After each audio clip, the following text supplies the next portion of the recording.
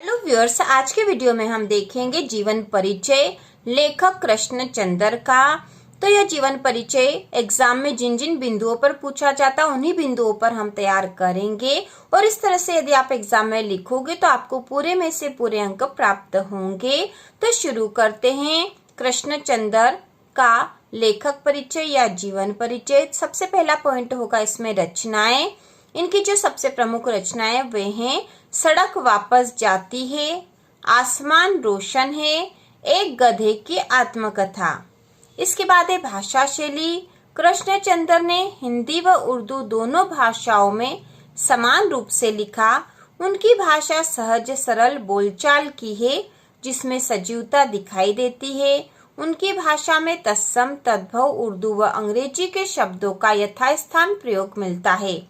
मुहावरों के प्रयोग से भाषा में चमत्कार दिखाई देता है।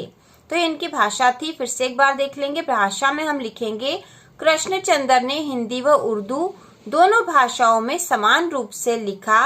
उनकी भाषा सहज सरल बोलचाल की है जिसमें सजीवता दिखाई देती है। उनकी भाषा में तत्सम तद्भव उर्दू व अंग्रेजी के शब्दों का यथास्थान प्रयोग मिलता है। मुहावरों के प्रयोग से भाषा में चमत्कार दिखाई देता है। इसके बाद शैली में हम लिखेंगे कृष्णचंद्र के साहित्य में काव्यात्मक रोमानियत और शैली की विविधता दिखाई देती है। उन्होंने मुख्य रूप से वर्णनात्मक, व्यंग्यात्मक, संवादात्मक व मनोवैज्ञानिक शैली का प्रयोग किया है।